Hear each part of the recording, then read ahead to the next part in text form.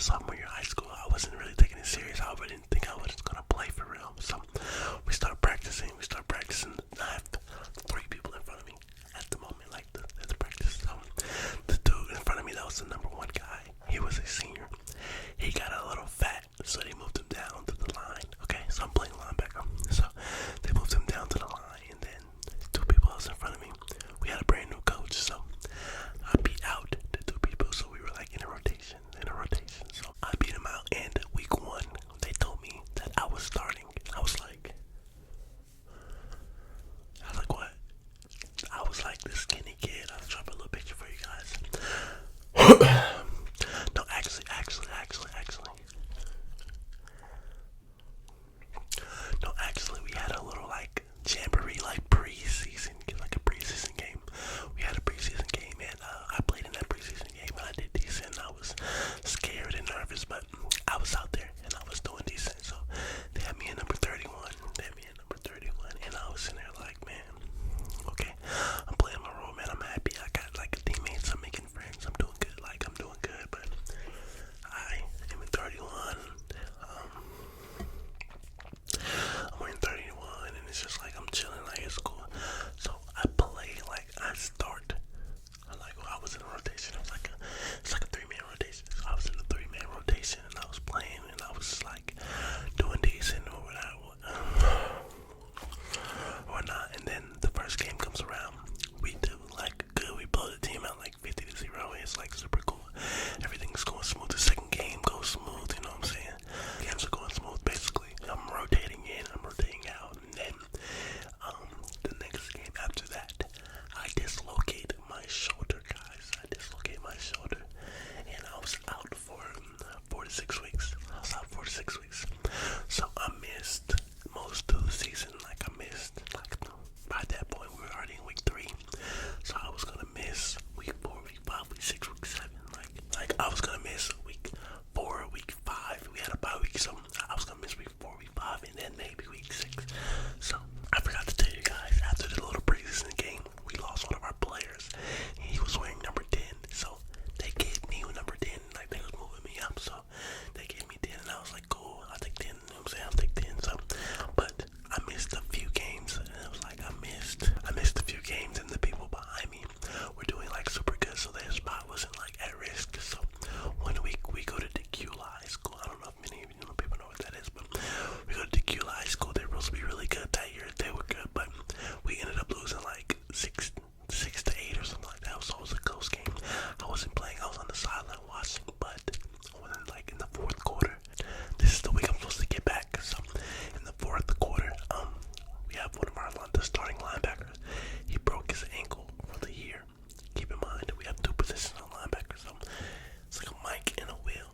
So I play Mike, he played Will. So I was like, Coach, right after he got hurt, I was like, Coach, I'm coming back next week.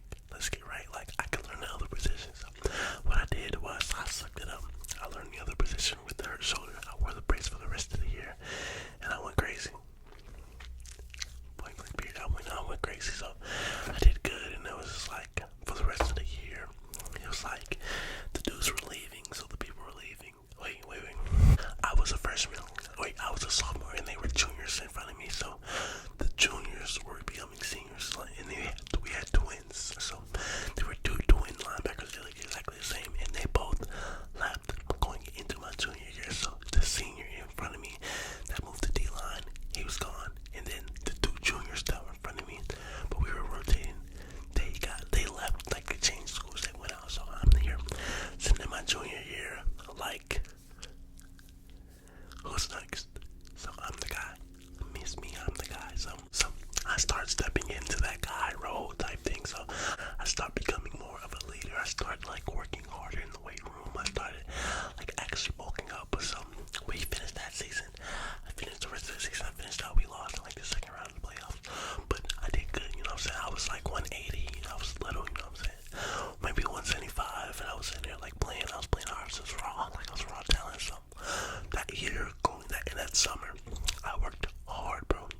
I worked super hard. I did not miss a day. I was grinding. I gained 3 inches. Like I grew 3 inches.